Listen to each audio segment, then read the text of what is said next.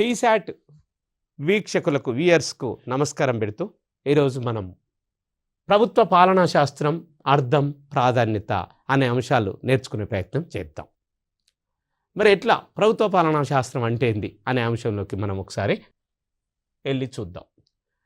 మరి ఎక్కడి నుంచి ఈ పరిచయానికి వస్తే మానవ నాగరికత ప్రారంభమైన రోజు నుంచి కూడా మరి ఆ నాగరిక యుగంలోకి మానవుడు అడుగుపెట్టిన రోజు నుండి కూడా ప్రభుత్వ పాలన ప్రారంభమైందని చెప్పవచ్చు. నాగరికత అంటే సివిలైజేషన్. మరి సివిలైజేషన్ కంటే ముందే ఉంది. నాగరికత అంటే సివిలైజేషన్ అనుకున్నప్పుడు మరి అప్పుడు ప్రాచీన రాజ్యాలు ఉన్నాయి. అప్పుడు ప్రాచీన ప్రజలు ఆదిమ జాతి ఉన్నది. అప్పుడు రాజ్యం లేదు, పాలన లేదు, ప్రభుత్వం లేదు. నాగరికత అంటే సివిక్ సెన్స్ ఎప్పుడైతే మానవునిలో ప్రారంభమైందో ఆధునిక యుగం, ప్రాచీన యుగంలో పరిపాలన లేదు. కాబట్టి ప్రభుత్వ పాలన మరి నాగరిక యుగంలో ప్రారంభమైంది చెప్పొచ్చు. అనగా మానవులు నాగరిక జీవనం ఆరంభించబడంతోనే ప్రభుత్వ పాలన ఆవిర్భవించింది. మరి సివిక్ కల్చర్, సివిక్ లైఫ్ ఎప్పుడైతే వచ్చిందో మానవుడు నాగరికుడిగా మారిండు. నాగరికుడుగా మారకముందేమున్నాడు? అనాగరికుడు. బట్టలు కట్టుకోవడం తెలియదు, ఆహారం వండుకోవడం తెలియదు, కేవలం వేటాడుడే. బట్టలు లేవు. చెట్టు తొర్రలల్లో, గుట్టలల్లో, గుహలల్లో నివసించిన మానవుణ్ణి ప్రాచీన అనాది మానవుడు అన్నాడు. అప్పుడు పాలన లేదు, రాజ్యము లేదు, ప్రభుత్వం లేదు. కాబట్టి ప్రభుత్వ పాలన నాగరిక జీవనం అనేది మరి నాగరికతగా మానవుడు మారినప్పటి నుంచే ప్రారంభమైందని, అప్పటి నుంచే ప్రభుత్వ పాలన పరిధి ప్రాధాన్యత మనం సమాజంలో మరి ఎలా ఉందనేది మనం ఒకసారి నేర్చుకునే ప్రయత్నం చేద్దాం. నేడు మానవ సమాజ పురోగమనానికి కొనసాగడానికి ప్రభుత్వ పాలన కేంద్ర బిందువు. మానవుడు పురోగమనం అంటే ముందుకు పోవడానికి, సమాజం గమనం అంటే స్ట్రగుల్ ఫర్ ఎగ్జిస్టెన్స్. ఈ సమాజం ఏ విధంగా మరి వివిధ రకాల సాంఘికంగా, ఆర్థికంగా, రాజకీయంగా, వైజ్ఞానికంగా, పారిశ్రామికంగా మరి ఇన్ని రంగాలలో ముందుకు పోవాలంటే పరిపాలన అవసరం. ఎవరు తీసుకుపోతారు? ఎవరికి వారు యమునా తీరే. కాబట్టి ఒక రాజ్య వ్యవస్థ అవసరం. ఆ రాజ్యానికి ప్రభుత్వం అవసరం. రాజ్యానికి ప్రభుత్వం అనేది ప్రతినిధి వంటిది. ప్రభుత్వం కేవలం 5 సంవత్సరాలు మాత్రమే పనిచేస్తుంది. అదే రాజ్యం అనేది శాశ్వతం. కాబట్టి పాలన అనేది కేంద్ర బిందువు. ఇక్కడ మనం నేర్చుకోవాల్సింది పాలన. అడ్మినిస్ట్రేషన్.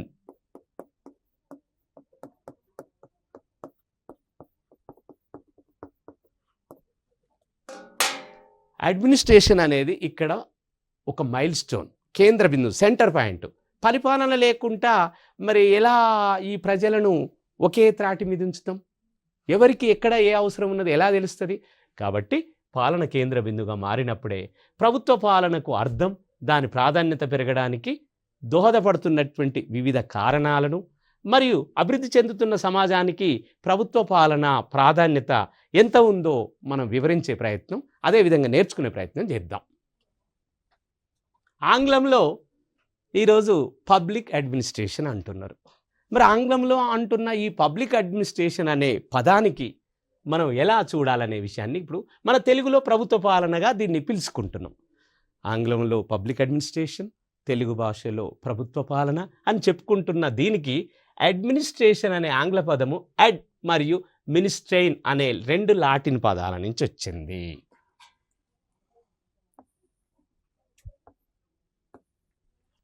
ఇక్కడ చూడండి ఒకసారి వీక్షకులు చూడండి. అడ్మినిస్ట్రేషన్ అనే ఆంగ్ల భాషా పదం అడ్ మరియు మినిస్ట్రెయిన్ అనే 2 ఏ భాషా పదం అండి? లాటిన్ భాషా పదం. మరి లాటిన్ భాష అంటే ఏందనేది మీకున్న డౌట్. ఈరోజు Latin, what is the mean to buy Latin word అంటే అమెరికా ఖండాన్ని 2 ఖండాలుగా చేస్తే ఉత్తర అమెరికా ఖండం మరియు దక్షిణ అమెరికా ఖండం. ఉత్తర అమెరికా ఖండంలో ఉన్నటువంటి Canada, USA, United states of America, తర్వాత మెక్సికో, ఈ 3 దేశాలు, కెనడా, USA, మెక్సికో,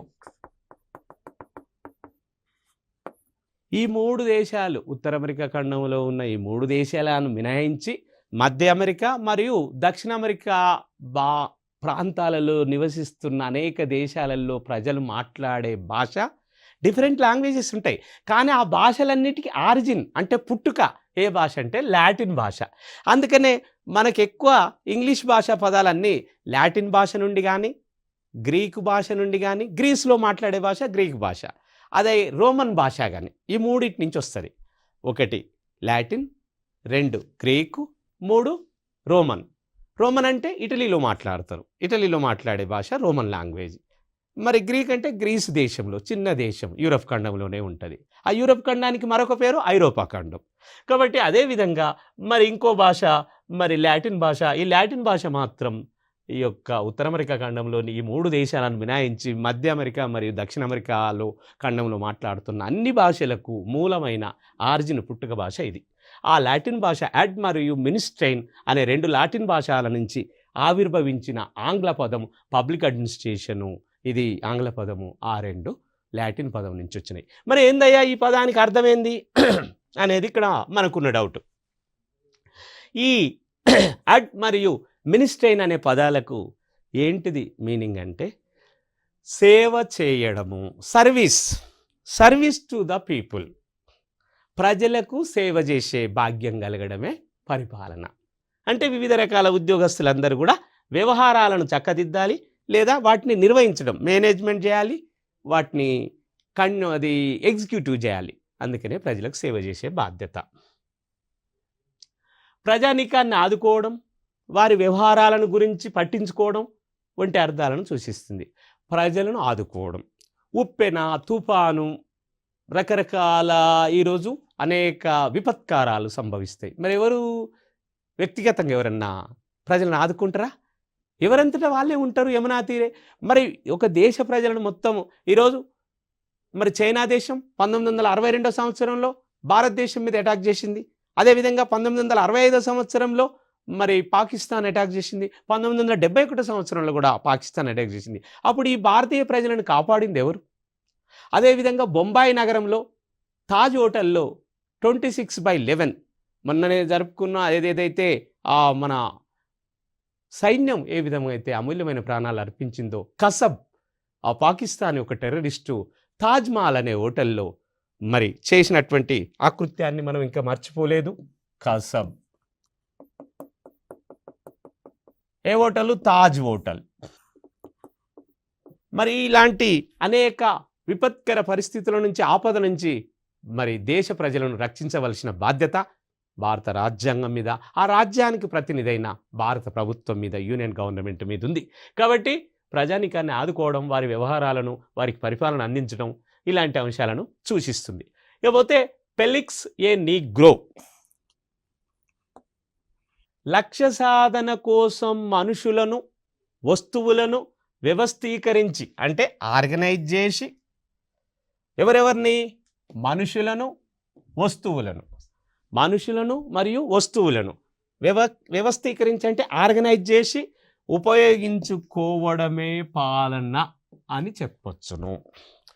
అంటే ఒక లక్ష్యాన్ని సాధించాలనుకున్నప్పుడు దాంట్లో భాగంగా మనుషులను మరియు మరెవరిని? వస్తువులను అన్నిటినీ ఆర్గనైజ్ చేసి వ్యవస్థీకరించి ఉపయోగించుకున్నప్పుడే అది పాలనగా పిలువబడుతుంది. హెర్బర్ట్ సైమన్ ఏం చెప్పిండు?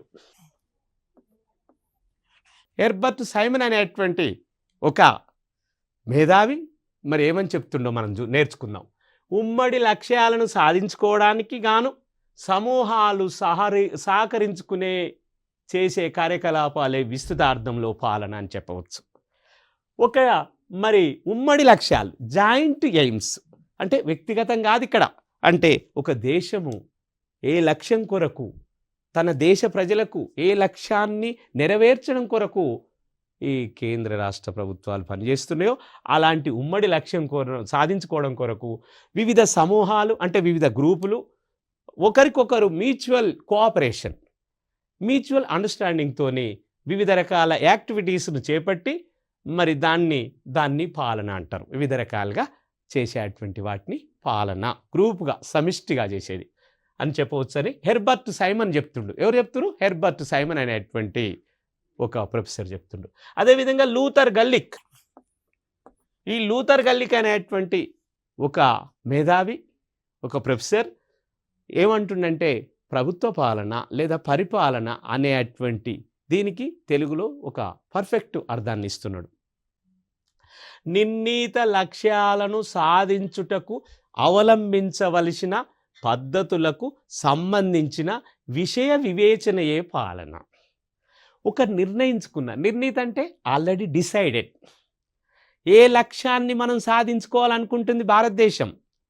ఈరోజు ఒక ఉదాహరణ మీకు చెప్తున్నా. మరి ఎట్లా?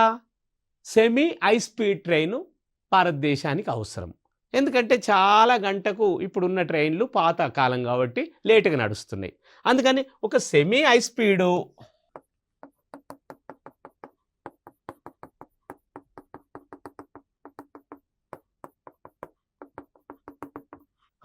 సెమీ హై స్పీడ్ ట్రైన్స్ మనం మరి ఎప్పుడైతే అంటే ఈ ఆధునిక మానవుడు కాలంతో పరిగెత్తుతుండు, ఎన్నో పనులు లేట్ అయితే జాప్యం అయితే కావు. కాబట్టి మరి సెమీ హై స్పీడు ట్రైన్స్ను సాధించాలని ఒక లక్ష్యం ఎంచుకున్నప్పుడు నరేంద్ర మోడీ గారి కేంద్ర ప్రభుత్వము ఒక లక్ష్యాన్ని, ఆ లక్ష్యం కోసము సమిష్టిగా అంటే తమిళనాడులో ఉన్నటువంటి రైల్వే వ్యవస్థ, భారత రైల్వే వ్యవస్థ మరి ఒకరికొకరు అనుసంధానంతో సహకరించుకొని ఇతర దేశాలు జపాన్ టెక్నాలజీ, ఏ దేశం అండి?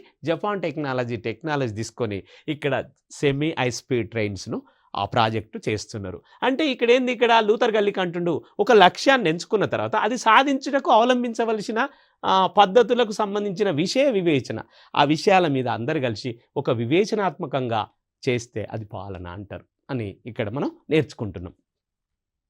అదేవిధంగా జాన్ వెయిగ్ ఏమంటుండు?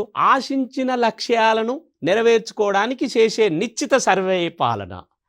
ఆశించినన్నా, ఉద్దేశించినన్నా, నిర్ధారించినన్నా ఒకటే పదం, కాకపోతే డిఫరెంట్ వేలో చెప్పారు. ఒక్కొక్క ఆథర్, ఒక్కొక్క ప్రొఫెసర్ తనదైన శైలిలో చెప్పారు, అంతే. మీనింగ్, సారాంశం ఒకటే. ఎల్డి వైట్ వారు కూడా చెప్తున్నారు. ఏమంటారు? ఎల్డి వైట్ ప్రకారం సమర్థమైన ప్రాధికార సంస్థ, ఓ కాంపిటెంట్ అథారిటీ, అంటే దాని మీద పూర్తి పట్టున్న కాంపిటెంట్ అథారిటీ ఎలా ఉండాలి? సమర్థమైన ప్రాధికారిక సంస్థ ప్రకటించే ప్రభుత్వ విధానం అమలుపరచడం లేదా పూర్తి చేయడం లక్ష్యంగా గల అన్ని కార్యక్రమాలతో కూడినదే ప్రభుత్వ పాలన. అంటే ఒక ఎలాంటి అథారిటీ ఉండాలంటే అది చాలా ఒక పటుత్వమైన వ్యవస్థ కలిగి ఉండాలని ఎల్డి వైట్ గారు చెప్తున్నారు.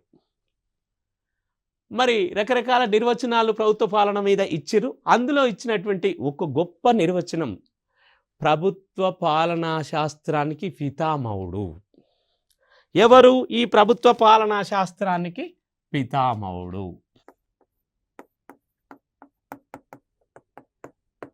పితామహుడు అంటే ఫాదర్. ఎవరు ప్రభుత్వ పాలనా శాస్త్రానికి పితామహుడు అంటే వుడ్రో విల్సన్, అమెరికా మాజీ అధ్యక్షుడు వుడ్రో విల్సన్.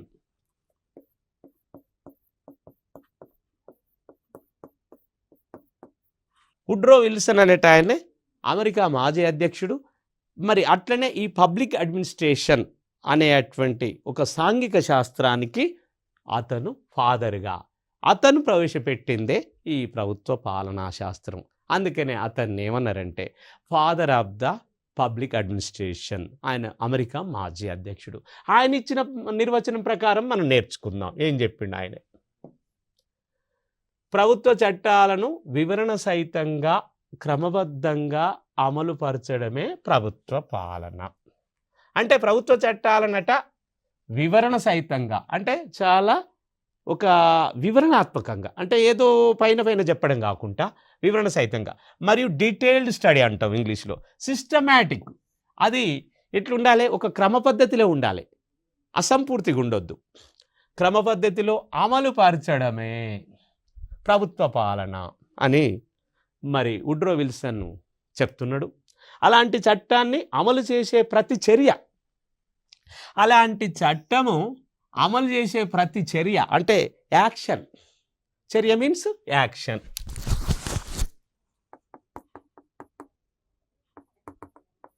యాక్షన్ అంటే ప్రభుత్వం చేసే ప్రతి కదలిక. కాబట్టి ప్రతి చర్య కూడా పాలన కిందే అవుతుందని చెప్పి వుడ్రో విల్సన్ గారు చెప్పారు. డ్వైట్ వాల్టో అనేట ఆయన కూడా ఇంకోటి చెప్పిండు. ప్రభుత్వ వ్యవహారాల నిర్వహణకు సంబంధించిన శాస్త్రము కళలు, art and sciences of management. అంటే ఈ యొక్క ఆర్ట్ అంటే కళ, సైన్సెస్ అంటే శాస్త్రాలు, అంటే ఒక నాలెడ్జ్ పరమైన అంశాన్ని క్రమ పద్ధతిలో చెప్పినప్పుడే అది సైన్స్ అయింది.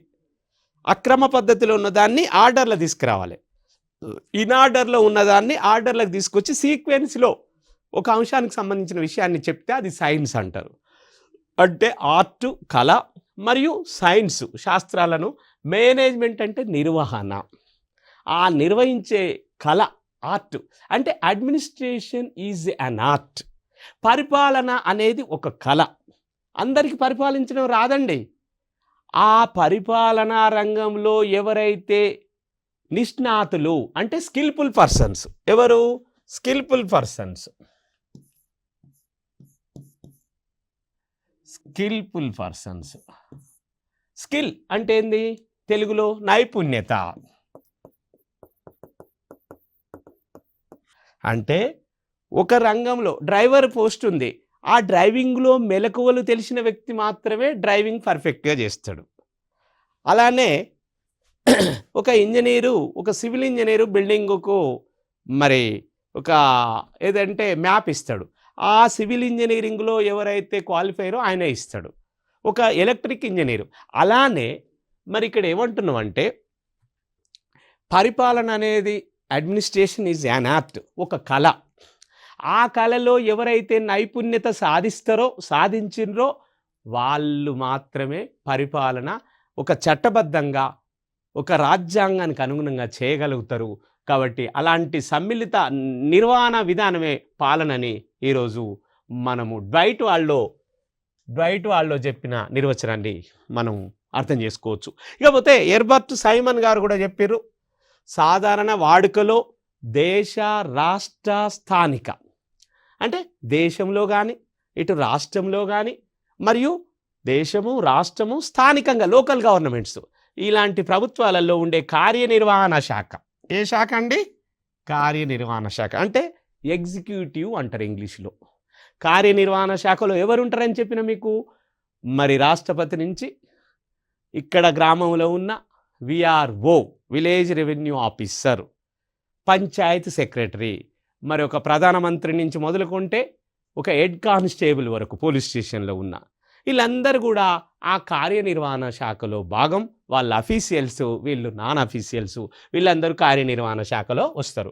ఈ విధమైన కార్యకలాపాలకు సంబంధించిన ఈ ప్రభుత్వ పనులను అమలుపరచడానికి సంబంధించినదేనని చెప్పి హెర్బర్ట్ సైమన్ అనేటువంటి ఒక తత్వవేత్త మనకు ఈ ప్రభుత్వ పాలనను చెప్తున్న విషయాన్ని మనం నేర్చుకుందాం. మార్షల్ ఈ డిమాక్ అనేట ఆయన కూడా ప్రభుత్వం అంటే ఏమిటి మరియు అది ఏ విధంగా పనిచేస్తుంది, ప్రభుత్వం అంటే ఏమిటి, వాట్ ఈజ్ గవర్నమెంట్, నెక్స్ట్ అది ఏ విధంగా, హౌ ఇట్ ఈజ్ ఎగ్జిక్యూటివ్ అనేది ఇక్కడ మనకు చాలా ముఖ్యమైనటువంటి అంశం. అనే అంశాలకు సంబంధించిందే ప్రభుత్వ పాలన. ఇక్కడ ఏమిటి అనేది పాలకులు ఏ విధంగా అంటే what to do, what not to do. చూడండి ఎంత మంచి అంశం చెప్తుండో. What to do, what not to do. ఇక్కడ చూస్తున్నారు కదా, what to do, what not to do. అంటే ప్రభుత్వ పాలన అంటే ఏమి చేయాలో చెప్పేది ప్రభుత్వ పాలనే, అదేవిధంగా ఏమి చేయకూడదో కూడా చెప్పేది ప్రభుత్వ పాలనే. చూడండి, ప్రభుత్వ ఆస్తులను కాపాడాలి, మరి అడవిని నరకరాదు, ఫారెస్ట్ డిగ్రేడేషన్ చేయొద్దు, అడవులను నరకరాదు, వన్య సంరక్షణ, జంతువులను ప్రాణాలను బలిగొనరాదు అని. అంటే ప్రభుత్వము ఏం చెప్తుందంటే చేయాల్సిన మంచి పనులు చెప్తుంది, మరి చెయ్యకూడని చెడు పనులు కూడా చెప్తుంది. ఇతరులను హత్య చేయొద్దు, ఇతరులను దూషించరాదు. కాబట్టి ఇక్కడ what to do, what not to do అంటే ఏమి చెయ్యాలని చెప్పినా ప్రభుత్వ పాలనే, ఏమి చేయకూడదో చెప్పినా కూడా అది ప్రభుత్వ పాలన కిందనే మనం తీసుకోవాల్సిన అవసరం ఉందని చాలా చక్కగా ఎవరు చెప్తారంటే మరి మార్షల్ డిమాక్ కానీ ఇంకా రకరకాల వాళ్ళు చెప్పిన అంశాన్ని మనం నేర్చుకుంటున్నాం. పై నిర్వచనాలను పరిశీలిస్తే ప్రభుత్వ పాలన గురించి 5 విషయాలు మనకు బోధన పడుతున్నాయి. ఈ అన్నిటిని మనం ఒక విధంగా మనసు పెట్టి పరిశీలించినట్లయితే ఒక 5 అంశాలు మనకు తెలుస్తున్నాయట. ఎన్ని అంశాలు సార్? 5. ఏంటి ఆ 5 అంశాలనేది మనం నేర్చుకుందాం. ప్రభుత్వ పాలన, ప్రభుత్వ చట్టాలను అమలుపరచడానికి సంబంధించింది. ప్రభుత్వ పాలన అనేది ప్రభుత్వ చట్టాలను, ప్రభుత్వం చేసే చట్టాలను ఇంప్లిమెంట్ చేయాలి. నెక్స్ట్ తర్వాత ప్రభుత్వ పాలన అమలుపరచడానికి నెక్స్ట్ ప్రభుత్వ పాలన ప్రభుత్వ విధానాలను అమలు, పాలసీస్ అన్నా చట్టాలన్నా ఆ రెండింటిని మనం అమలుపరచాలి. అదొక్కటే కాదు, ప్రభుత్వ పాలన ప్రభుత్వ పనులను అమలు చేయించడానికి వాటి వర్క్స్ను కూడా ఎగ్జిక్యూట్ చేయాలి, అమలు చేయాలి, ఆచరణ పెట్టాలి. ఆచరణలోకి చట్టాలు పార్లమెంట్లలో అసెంబ్లీలలో తీసుకుంటారు, కానీ వాటిని మళ్ళీ ఇంప్లిమెంట్ చేయాలి కదా, దాన్ని ఆచరణ అమలు అంటారు. నెక్స్ట్ ప్రభుత్వ పాలన ప్రభుత్వం కార్యనిర్వాహక శాఖకు సంబంధించింది. ప్రభుత్వ పాలన అనేది ఏ 2 శాఖలు ఇక్కడ ముఖ్యంగా అంటే ఇక్కడ చెప్తున్న అంశాన్ని మనం గుర్తుపెట్టుకుందాం. కార్యనిర్వహణ శాఖ, అదేవిధంగా మరియు ఓన్లీ కార్యనిర్వాహక శాఖకి సంబంధించింది అనేది ఇక్కడ చెప్తుండ్రు. అంటే ఎగ్జిక్యూటివ్ అనేది కార్యనిర్వహణ శాఖ, లెజిస్లేచర్ అనేది శాసన నిర్మాణ శాఖ, 3వ శాఖ పేరు న్యాయశాఖ, 4వది ఏంది ప్రెస్. ఈ 4 అంశాల మీదనే ప్రభుత్వము ప్రజాస్వామ్యం అనే బిల్డింగు ఆధారపడి ఉన్నది. ప్రభుత్వం దాని వ్యవహారాలంటే ఏమిటి, అవి ఎలా జరుగుతున్నాయి అనే దానికి సంబంధించిందంతా ప్రభుత్వ పాలనే. ప్రభుత్వం అంటే ఏంది, దాని వ్యవహారాలేంది, దాని కార్యకలాపాలేంది, ఇవన్నిటికి సంబంధించిన వాటికి రిలేటివిటీ ఉన్న ఆ అంశాలకు సంబంధించిన ప్రతి అంశం ప్రభుత్వ పాలన కింద వస్తుందండి, పరిగణించబడుతుంది. ప్రభుత్వ పాలన గురించి మనం చాలా చక్కగా నేర్చుకోబోతున్నాం. పబ్లిక్ అడ్మినిస్ట్రేషన్ అనేటువంటి దీని గురించి ఇప్పుడు నేర్చుకున్న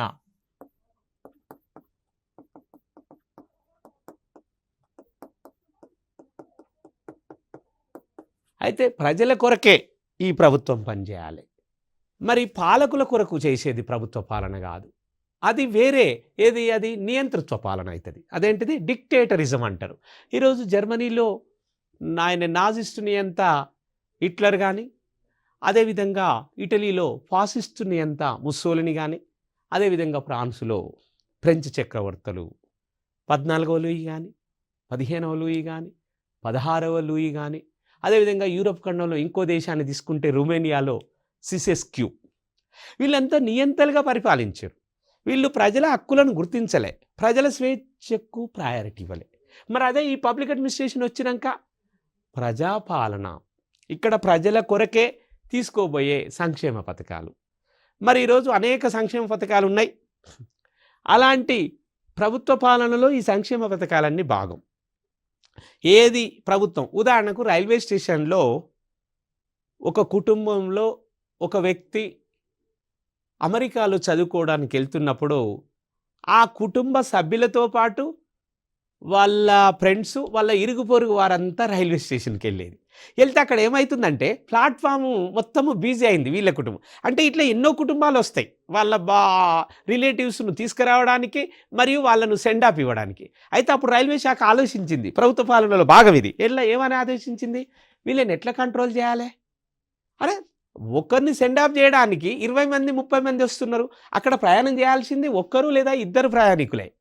కానీ ఆ 2ని అమెరికా ఈరోజు విమానాశ్రయం కానీ, ఈరోజు రైల్వే స్టేషన్ కానీ, ఆ ప్లాట్ఫామ్ మొత్తం ఇట్లా అనేక మంది వచ్చి ఆ ప్లాట్ఫామ్ బిజీలా ప్రయాణం చేసిన వాళ్ళు 2-3 అయితే వాళ్ళకు సెండ్ ఆఫ్ ఇవ్వడానికి, వాళ్ళకు సాగనంపడానికి అనేక కుటుంబాల వాళ్ళు, ఫ్రెండ్స్, ఇరుగు పొరుగు వాళ్ళు వస్తుంటే ప్రభుత్వం ఆలోచించి ప్రభుత్వ పాలనలో భాగంగా అక్కడ ప్లాట్ఫామ్ టికెట్ ధరను పెంచింది. ఏం పెంచారు, ప్లాట్ఫామ్ టికెట్ ధర.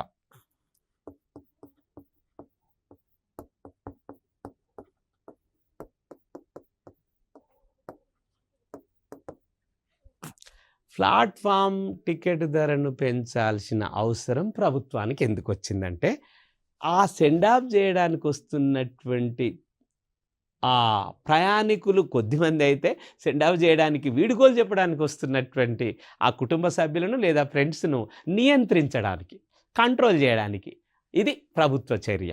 దీన్ని ఏమంటారు, ప్రభుత్వ చర్య. అంటే ప్రభుత్వం చేసే ప్రతి చర్య ప్రభుత్వ పాలనే.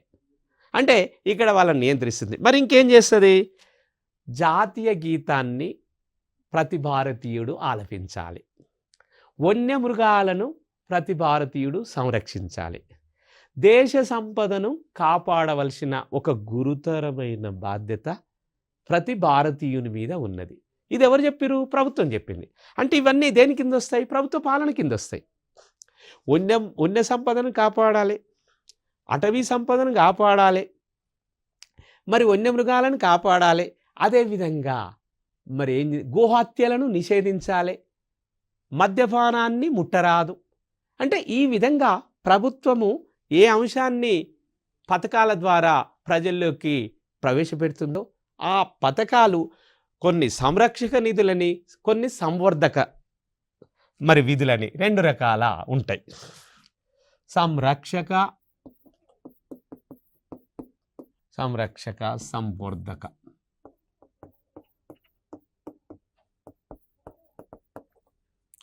అంటే కొన్ని సంరక్షక విధులు, కొన్ని సంవర్ధక విధులు. ఉదాహరణకు మన జాతీయ నాయకుల ఆదర్శాలను ఆచరణలో పెట్టి మనం వాళ్ళను గౌరవించాలి. ఈరోజు మన జాతిపిత మహాత్మా గాంధీ కానీ, డాక్టర్ బిఆర్ అంబేద్కర్ కానీ, పండిత్ జవహర్లాల్ నెహ్రూ కానీ ఇలా. కాబట్టి ఇట్లా చేసినప్పుడు అటవీ సంరక్షణ ఇలా అంటే ప్రభుత్వం ఏదైనా ఒక ఆర్డర్ ఇచ్చినప్పుడు ఆ ఆదేశాన్ని పాటిస్తుంటే ఆ విధంగా మనము ప్రభుత్వానికి తోడ్పడ్డట్టయితుంది. ఇవంతా ప్రభుత్వ పాలన కింద వస్తుంది. ఇతరులను హత్య చేయరాదు అని అన్నప్పుడు అది కూడా ప్రభుత్వ పాలనలో భాగం. ఎందుకంటే నువ్వు బతకాలి, లివ్ లెట్ లివ్, మనం బతకాలి, మన పక్కవాన్ని కూడా బతికించాలి. కాబట్టి ఈ విధంగా ప్రభుత్వ పాలనలో ఇలా ఏది ప్రభుత్వం చేయాలో, ఏది ప్రభుత్వం చేయొద్దో, ప్రజలు ఏది చేయాలో, ఏది చేయొద్దో అని చెప్పే ప్రతి ప్రభుత్వ ఆదేశం కూడా ప్రభుత్వ పాలన కింద వస్తుంది. కాబట్టి అది ఈరోజు నేర్చుకున్నాం. మళ్ళీ నెక్స్ట్ పాఠంలో మనం కలుసుకుందాం. అంతవరకు సెలవండి TSAT వీక్షకులకు.